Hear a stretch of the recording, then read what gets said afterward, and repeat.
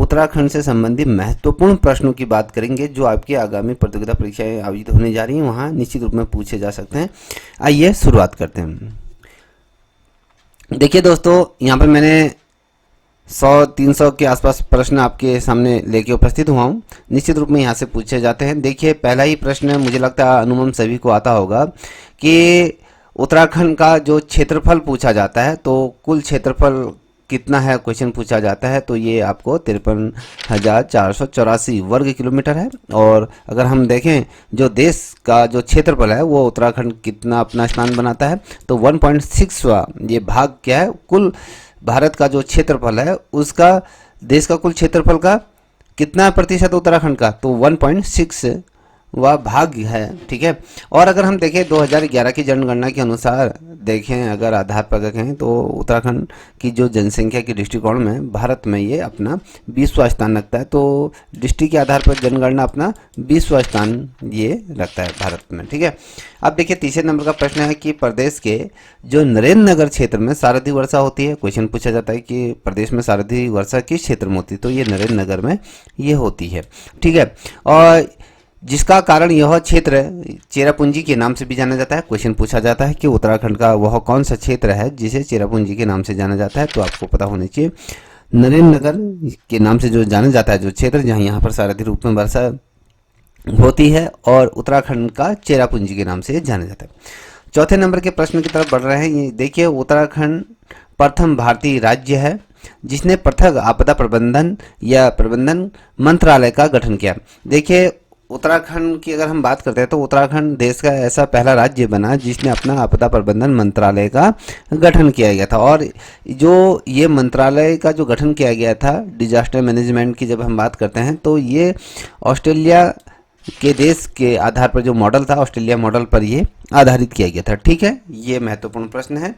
और पांचवें नंबर का प्रश्न आप देख पा रहे होंगे, कह रहा है कि उत्तराखंड क्षेत्र में कई जीवन रक्षक जड़ी बूटियाँ उपलब्ध है। अगर हम उत्तराखंड को अगर देखें तो उत्तराखंड अपनी भौगोलिक और साथ ही उसकी विविधता के लिए जाना जाता है, और यहाँ पर जीवन रक्षक जड़ी बूटियाँ हैं, और इसमें किल्मोड़ा से पीलिया और मधुमेह का उपचार होता है। देखिए, किल्मोड़ा के जो पौधा होता है, उस किल्मोड़े के जो पौधे से कौन सा रोग ठीक होता है, क्वेश्चन बनता है, पूछा जा सकता है, तो आपको पता होना चाहिए।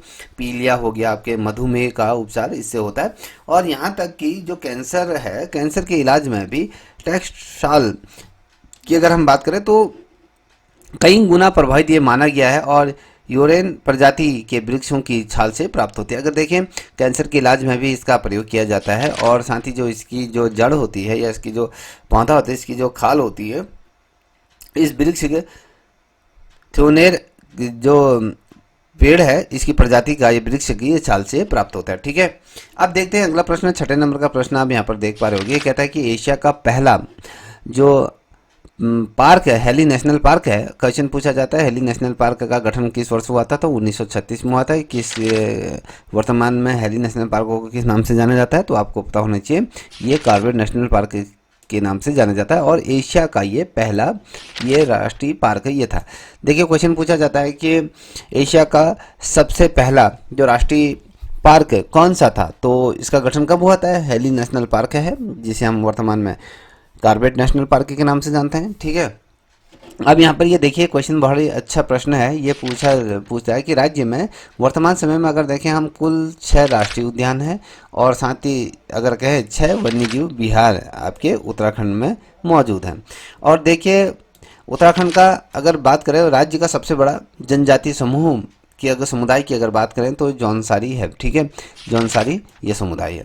और यहाँ पर आप देख पा रहे होंगे हिमालय की जो हिम छिद है, उत्तंग पर्वत श्रेणियां में पाए जाने वाला जो पक्षी है जिसे हम राज्य पक्षी के रूप में जानते हैं, वो मोनाल के नाम से हम इसको जानते हैं। ठीक है। अब यहाँ पर आप देख पा रहे होंगे 11वें नंबर का प्रश्न,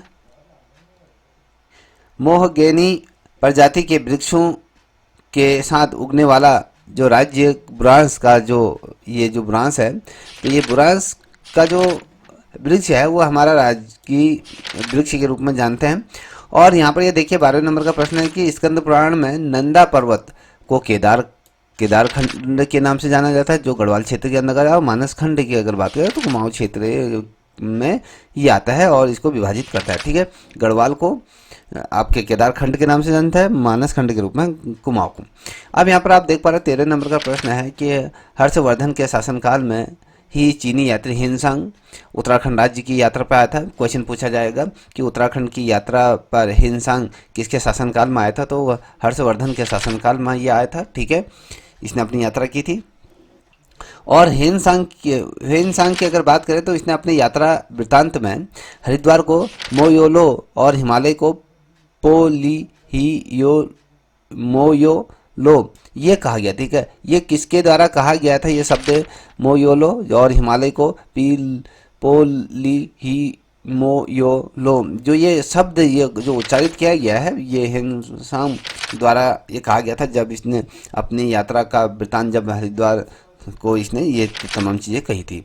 तो जब इसने अपनी यात्रा वृत्तांत लिखा था अपने किताब में, इन क्षेत्रों को इस नाम से संबोधित किया था। ठीक है, अब देखिए आपको मैं बता दूं, परसों जब आपके 11 तारीख को लोअर पीसीएस का पेपर हुआ था तो इससे संबंधित ये प्रश्न यहाँ पर आप देख पा रहे होंगे।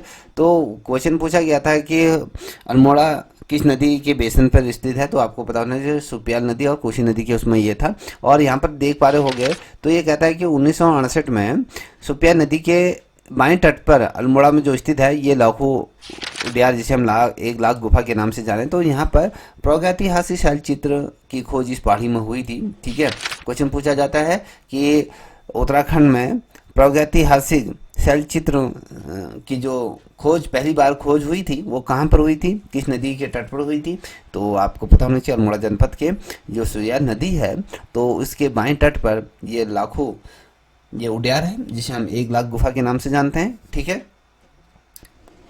अब देखिए बाढ़ वाला जो है ये देहरादून ईस्ट का ईंट के प्रयोग के हिसाब से हमें अमोद मेघ यज्ञ कुंडों से हमें मिलते हैं, तो इसको भी थोड़ा ध्यान में रख लीजिए, इसको नोट डाउन करते हुए चलिएगा। अगर आपको ये पीडीएफ चाहिए होगी तो आप कमेंट सेक्शन में लिख सकते हैं, तो मैं आपको प्रोवाइड करा दूंगा। अब यहाँ पर आप देख पा रहे होंगे ये क्वेश्चन बहुत दफे क्वेश्चन पूछा गया है। गोपेश्वर तथा बाड़ाहाट उत्तरकाशी, जिसे बाड़ाहाट को उत्तरकाशी के नाम से जाना है, तो गोपेश्वर तथा बाड़ाहाट उत्तरकाशी से कत्यूरी काल के त्रिशूल अभिलेख उत्कीर्ण मिलता है। देखिए बाड़ाहाट और साथ ही गोपेश्वर से जो कत्यूरी काल के त्रिशूल पर क्या है जो अभिलेख का उत्कीर्ण हमें देखने को मिलता है। अब देखिए कार्तिकपुर जो जोशीमठ के नाम से हम जानते हैं, जो कार्तिकपुर का है जोशीमठ में है, यहाँ प्राचीनतम ताम्रपत्र हमें प्राप्त हुए थे। सबसे पहले जो प्राचीनतम ताम्रपत्र हमें जोशीमठ आपके जो कार्तिकेयपुर जो है तो यहाँ से मिले थे। और 1900 नंबर का प्रश्न देखें, उत्तराखंड राज्य का प्राचीनतम उल्लेख हमें किस में देखने को मिलता है, जो हमारे ग्रंथ हैं रामायण और महाभारत में इसका उल्लेख हमें देखने को मिलता है। अब 20वें नंबर का प्रश्न देखिए, मलारी ग्राम है, तो मलारी गांव से अगर जो चमोली में जनपद में स्थित है तो यहाँ से आपके कितने किलो का सोने का मुखौटा प्राप्त हुआ था, तो आपको पता होना चाहिए ये आपके 5.2 किलोग्राम का क्या था, यहाँ पर सोने का मुखौटा मिला था।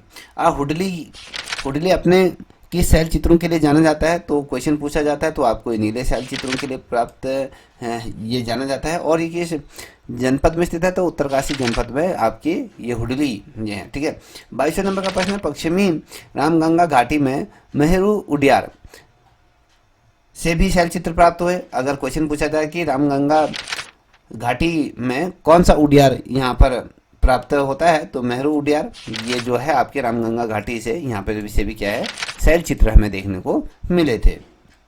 देखिए पिंडर घाटी में किमनी नामक स्थल से भी शैल चित्र प्राप्त है। और किमनी नामक जो स्थल है तो ये किस घाटी में स्थित है, तो पिंडर घाटी में स्थित है, और यहाँ से भी हमें शैल चित्र जो हमें देखने को प्राप्त हुए थे। और डुंगरी स्थित जो गोरखिया उडियार है, तो डुंगरी में जो गोरखिया उडियार है तो यहाँ से भी हमें शैल चित्र प्राचीनतम शैल चित्र मिले थे। और इनका जो विषय था पशु चराहा, जो पशुओं को जंगलों में चराते हैं उससे संबंधित पशु चराहक वाले जो सांस्कृतिक ये मिले थे हमें। ठीक है, अब देखिए अगला 25वें नंबर का प्रश्न है, यहाँ पर आप देख पा रहे होंगे, आगरी जाति के लोग यहाँ चिरकाल से जो खनन कार्य करते, कहने का मतलब है कि उत्तराखंड में कौन सी जनजाति आदिकाल से अनंत काल, अगर आदिकाल से यहाँ पर क्या कर रहे थे, जो खनन कार्य कौन सी जनजाति कर रहे थे, तो आपको ये पता होना चाहिए। आगरी जाति के लोग यहाँ चिरकाल से यहाँ खनन कार्य करते हुए आ रहे हैं। ठीक है। सनाड़ और बसेड़ी से जो चित्र मिले हैं वो धूर मृदुंग भाणों से मिलते जुलते मिट्टी के बर्तनों से संबंधित यहाँ पर चित्र प्राप्त हुए हैं। ठीक है। और 27वें नंबर का देखें तो उत्तराखंड के चित्र, उत्तराखंड की चित्रित धूसर संस्कृति का काल कब से कब तक का माना जाता है, तो ये 1000 ईसा पूर्व के आसपास का समय माना जाता है। देखिए उत्तराखंड का जो उल्लेख सर्वप्रथम हमें किस वेद में मिलता है, तो आपको पता होना चाहिए ऋग्वेद में हमें देखने को मिलता है। और यहाँ पर 29वें नंबर का प्रश्न है, ऐरावत ब्राह्मण में उत्तराखंड को किस नाम से संबोधित किया गया है, तो उत्तर का कुरुंग, कुरुओं का निवास स्थल इसे कहा जाता है। कोई भी क्वेश्चन पूछा जाएगा कि उत्तर कुरुओं का निवास स्थल का जिक्र कहाँ पर ये मिलता है, तो ऐरावत ब्राह्मण में उत्तराखंड को ये कहा गया है। ठीक है। अब देखिए 30वें नंबर का प्रश्न, हरिद्वार को गेरुए रंग की संस्कृति सभ्यता भी कहा जाता है। क्वेश्चन पूछा जाता है गेरुए रंग की सांस्कृतिक सभ्यता के नाम से कौन सा नगर जाना जाता है, तो आपको पता होना चाहिए हरिद्वार जाना जाता है। ये बहुत ही ज़्यादा महत्वपूर्ण प्रश्न है, इसको भी आप नोट डाउन करते हुए चलिए।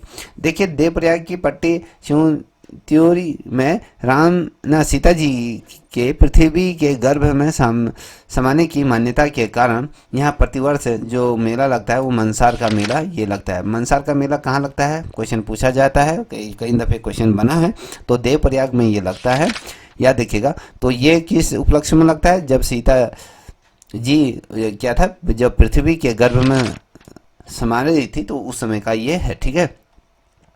अब अगला प्रश्न आप देख पा रहोगे 32वें नंबर का प्रश्न है, ये देखिए, राजा विराट की राजधानी बैराटगढ़ी के अवशेष जौनसार से अभी भी मिलते हैं। देखिए बैराटगढ़ी की राजधानी कहाँ थी, तो बैराटगढ़ी जो था, तो ये बैराट राजा जो था, इसकी जो बैराटगढ़ी के अवशेष हमें जौनसार से अभी भी हमें देखने को मिलते हैं। अब देखिए कोटद्वार गढ़वाल स्थित जो कर्णाश्रम है, तो ये किस नदी के तट पर स्थित है, तो मालिनी नदी के तट पर है। तो और यहाँ पर शकुंतला और दुर्योधन दुष्यंत की प्राण कथा यहाँ विख्यात है। देखिए शकुंतला दुष्यंत का यहाँ पर क्या है, जो प्रेम प्रसंग अगर हम कहें तो यहाँ पर ये विख्यात ये है। देखिए क्वेश्चन पूछा जाता है कि नाग मंदिर किस जिले में स्थित है, तो नाग मंदिर अगर हम देखें तो ये पिथौरागढ़ में है, तो ये वेरीनाग में, ये सर्वाधिक प्रसिद्ध नाग मंदिर में की अगर हम बात करें तो वेरीनाग में है, जो पिथौरागढ़ के जनपद के अंतर्गत आता है। और 35वें नंबर का प्रश्न आप देखिए, श्रीनगर महाभारत काल में कुणिंद नरेश सुबाहु की राजधानी रही। देखिए श्रीनगर महाभारत काल में जो कुणिंद नरेश की जो राजधानी थी वो श्रीनगर में थी, तो कुणिंद जो नरेश सुबाहु की राजधानी यहाँ हुआ करती थी। कैप्टन हार्डविक ने स्वयं, अगर देखें 36वें नंबर का प्रश्न है, तो साल था आपका 1796 में श्रीनगर के मध्य जीर्णसाण अजयपाल के राजप्रसाद को यहाँ पर इन्होंने देखा था। क्वेश्चन पूछा जाएगा कि जो श्रीनगर के मध्य जो जीर्ण शीर्ण जो अजयपाल के जो राजप्रसाद को किसने देखा था, तो कैप्टन हार्डविक ने क्या करा था, साल 1996 में ये देखा था। अब देखिए 37वें नंबर का, युवान चवाड़ ने तो किकू पी स्वर्ण नामक से जो गोविषाण का विस्तार किया था। क्वेश्चन पूछा जाता है कि गोविषाण का विस्तार किसने किया था, तो यहाँ पर आपको ये देख पा रहे होंगे। ठीक है, इसके द्वारा किया युवान चौहाड़ ने। ठीक है, अब देखिए यहाँ पर आप देख पा रहे होंगे 38वें नंबर का, सर्वप्रथम पुरातात्विक विद जो कनिघम थे, कनिघम ने क्या करा था, ये गोविषाण का सर्वेक्षण किया था। क्वेश्चन पूछा जाएगा गोविषाण का सर्वेक्षण किसके द्वारा किया गया था, तो ये कनिघम द्वारा ये किया था। देखिए आमलावा नदी के जो बाएं तट पर स्थित कालसी का प्राचीन नाम कालकूट ये था। ठीक है, कालकूट किसके नाम से जाना जाता है, तो ये किस नाम को जाना जाता है ये, तो इसका नाम है आज के वर्तमान समय में कालसी के नाम का जो प्राचीन नाम था कालकूट के नाम से इसे जाना जाता है। ये जो स्थित है अमला जो नदी के बाएं तट पर ये स्थित है। ठीक है, अब यहाँ पर देखिए 40वें नंबर का प्रश्न है कि कालसी नगर से प्राप्त महत्वपूर्ण पुरातात्विक सामग्री में महान जो मौर्य सम्राट जो था अशोक द्वारा यमुना टॉन्स संगम पर स्थित शिलालेख लेख है जो आपके पाली भाषा में लिखा गया है। ठीक है, क्वेश्चन पूछा जाता है कि मौर्य सम्राट अशोक का जो शिलालेख है वो कहाँ पर स्थित है, तो यमुना टॉन्स संगम पर ये स्थापित किया गया था। ठीक है, ये पाली भाषा में लिखा गया। और कालसी शिला जो प्रज्ञापनों का पता जो लगाया गया था, किस वर्ष से इनका पता लगाया था, तो ये पता होना चाहिए आपको 1860 में इनका पता लगा था। और यहाँ पर आप देख पा रहे हो अगला प्रश्न ही अच्छा प्रश्न है कि श्री रघुनाथ मंदिर देवप्रयाग में है। यहाँ से जो ब्राह्मी लिपि में 40 से अधिक यात्री लेख मिलते हैं। क्वेश्चन पूछा जाता है कि 40 से अधिक यात्री लेख कहाँ से प्राप्त होते हैं, तो आपको पता होना चाहिए श्री रघुनाथ मंदिर देवप्रयाग में। यहाँ हम कहें जो ब्राह्मी लिपि में क्या हुआ 40 से अधिक यहाँ पर क्या मिले थे यात्री लेखों का जिक्र किया गया है। अब देखिए यहाँ पर 43 नंबर का प्रश्न है, श्री रघुनाथ मंदिर से प्राप्त वामन गुहा लेख भी यहाँ महत्वपूर्ण है। क्वेश्चन पूछा था कि वामन गुहा लेख कहाँ से प्राप्त हुआ था, तो ये रघुनाथ मंदिर से प्राप्त हुआ था।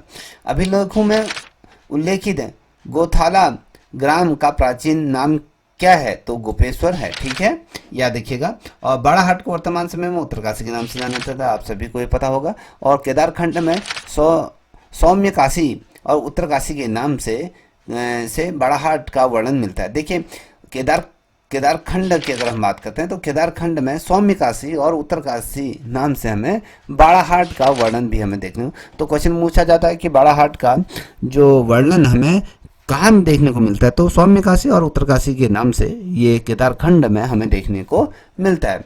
देखिए कुमाऊं की जब हम बात करते हैं तो कुमाऊं में गोमती नदी के तट पर कत्यूरी क्या थे यहाँ पर अवस्थित थे, यहाँ पर कत्यूरी घाटी में ये रहा करते थे। अब यहाँ पर देखिए अजयपाल पवार वंश का महान शासकों में से एक था, तो क्वेश्चन पूछा जाए जो अजयपाल था, अजयपाल किस वंश का था, तो ये पवार वंश का ये महानतम शासक था। देवलगढ़ किसकी राजधानी थी, तो क्वेश्चन बनेगा तो अजयपाल की ये राजधानी यहाँ हुआ करती थी।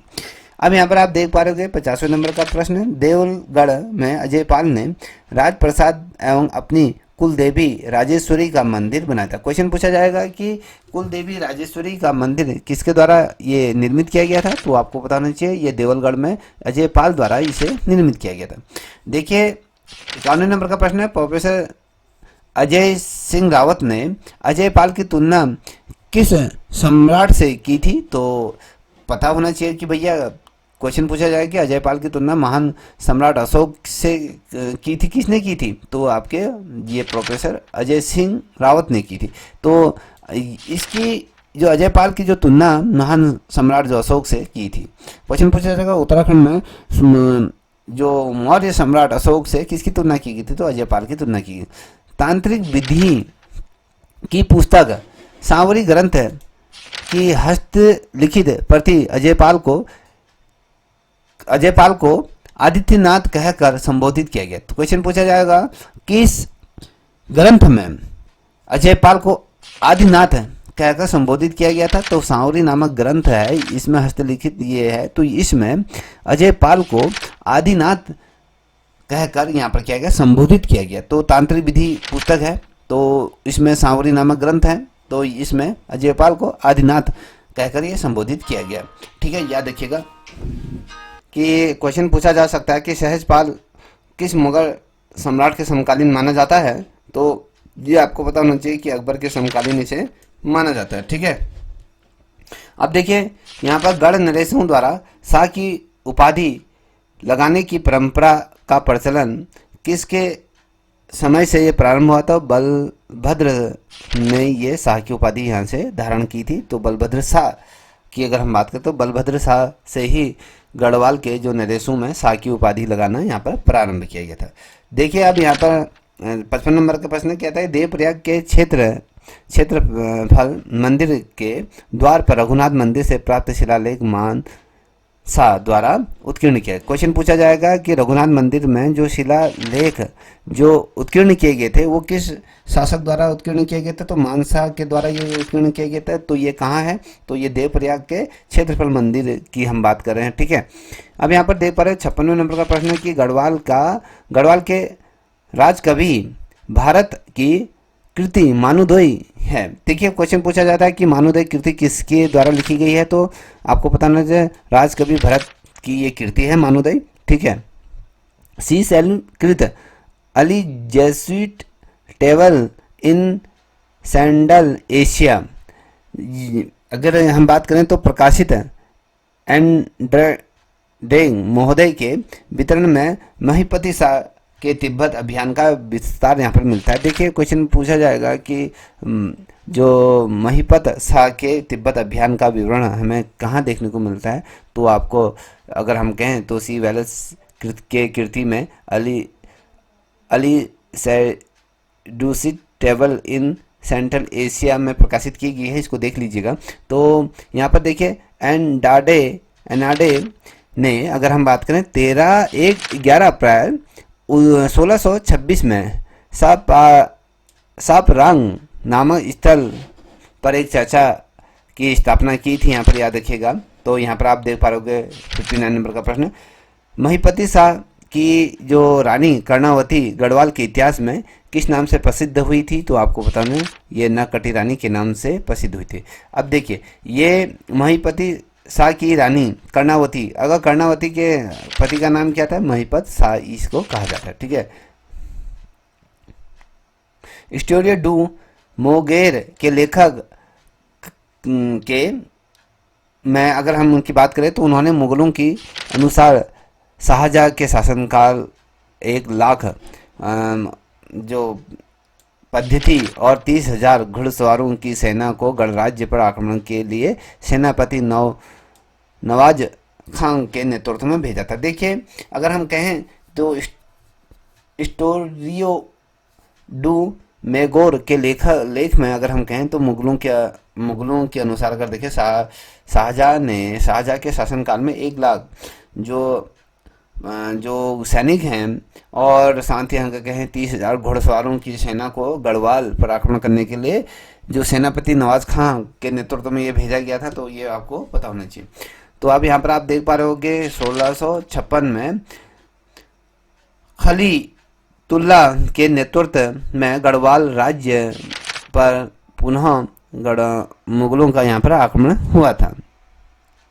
ट्रेवल्स इन इंडिया के अनुसार अगर हम देखें तो मुगल आक्रमणों के द्वारा गढ़वाल को भयभीत करने का प्रयास किया गया और परंतु गढ़वाल की सेना ने हर बार मुगलों को पराजित करा और उनको क्या अपार क्षति पहुंचाई। तो कहने का मतलब है कि जब भी मुगलों ने गढ़वाल पर आक्रमण करा तो गढ़वाली सेना ने उनका डटकर हमेशा मुकाबला करा और उसकी सेना को भी बहुत अधिक डैमेज ये किया गया था, ठीक है। अब यहाँ पर आप देख पा रहे होंगे कि गुरु गोविंद सिंह की आत्मकथा, ये जो इस बार जो पेपर हुआ था लोअर पीसीएस का, तो वहाँ पर एक क्वेश्चन बना था कि गुरु गोविंद सिंह की आत्मकथा को किस नाम से जाना जाता है, तो विचित्र नाटक कहा जाता है। इसमें वर्णित है कि पवाटा से 6 किलोमीटर की दूरी पर स्थित भैंगणी नामक स्थल पर गढ़ नरेश की ओर से सिख केसरी के मध्य युद्ध हुआ था। क्वेश्चन पूछा जाएगा सिख केसरी के मध्य युद्ध कहाँ पर हुआ था, किस स्थान पर हुआ था, तो भैंगणी नामक स्थल पर गढ़ नरेश और सिख केसरी के मध्य यहाँ पर युद्ध हुआ था। इसको चीज को ध्यान रखिएगा। देखिए 64वें नंबर का प्रश्न है, फतेह शाह का दरबार भी 9 रत्नों से सुशोभित था। इन 9 रत्नों में शामिल जो थे सुरेश नंद बर्थवाल या खेतराम धममान और रुद्री दत्त किमोड़ी करके ये 9 रत्नों में ये शामिल थे, ठीक है। और हरिदत्त नौटियाल, वासावानंद बहुगुणा, शशिधर गढ़वाल, सहदेव चंदोला, कीर्तिराम कंठोला और हरिदत्त थपड़ियाल ये भी क्या थे, इसमें शामिल थे। अब यहाँ पर आप देख पा रहे होंगे यह फतेह शाह के शासनकाल में जयशंकर द्वारा रचित फतेह शाह कर्ण न आज भी देवप्रयाग के पंडित चक्रधर शास्त्री की जो पुस्तकालय में यहाँ रखे गए हैं। ठीक है, फतेह शाह के काल के जयशंकर द्वारा जितनी भी रचनाएं रची गई थी फतेह शाह से संबंधित, कर्ण न आज भी देवप्रयाग के पंडित के जो चक्रधर शास्त्री के पुस्तकालय में आज भी रखे गए हैं। एवं रत्न कवि हस्तलिखित जो ग्रंथ है फतेह शाह सूरबीर सिंह के संग्रहालय में भी हमें देखने को मिलते हैं। ठीक है, ये सारी चीज़ें हमें आज की भी देखने को मिले। कविराज सुखदेव के ग्रंथ वृत्त विचार भी आपके फतेह शाह का जो यशोगान इसमें किया गया है। और आप देख पा रहे होंगे 68 नंबर का प्रश्न है, हिंदी जगत के कवि मीतीराम की रचना वृत्त कैमोदी में फतेह शाह की भूरी भूरी प्रशंसा यहाँ पर की गई है। क्वेश्चन पूछा जाएगा वह कौन सी मीतीराम की वो कौन सी रचना है जिसमें फतेह शाह की भूरी भूरी प्रशंसा की गई है और उसकी तुलना छत्रपति शिवाजी के साथ की गई है। तो कौमुदी में ये की गई है। तो क्वेश्चन पूछा जाएगा वह कौन सा शासक था जिसकी तुलना जो छत्रपति शिवाजी के साथ की गई थी, तो फतेह शाह। ठीक है, फतेह शाह की तुलना आपकी शिवाजी के साथ ये की गई थी। ठीक है, अब यहाँ पर आप देख पा रहे होंगे तो फतेह शाह ने सिखों के गुरु राम राय द्वारा देहरादून में गुरुद्वारे के निर्माण का न केवल स्वागत किया अपितु इसकी आय हेतु खुड़ बुढ़ा बांजपुर और चमसारी ग्राम भी यहाँ पर दान दिए। क्वेश्चन पूछा जाएगा कि जो देहरादून में जो गुरु राम राय के जो गुरुद्वारे का निर्माण किसके द्वारा किया गया था, उसमें किसके द्वारा सहयोग किया गया था, तो उसमें किसने ये भूमि दान दी थी, तो ग्राम इसमें दान किया। तो फतेह शाह ने भी इसमें इसका बहुत अच्छी तरीके से स्वागत करा और खुड़बड़ा बाजपुर और चमसारी ये ग्राम यहाँ पर दान दिए थे।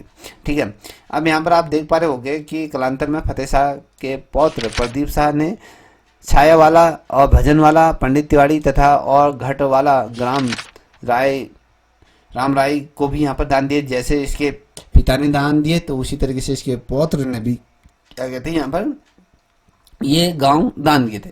अब प्रदीप शाह के समय गणराज्य में भाबर और दून की घाटी में रोहिला सेनापति ने हस्तगत हुई।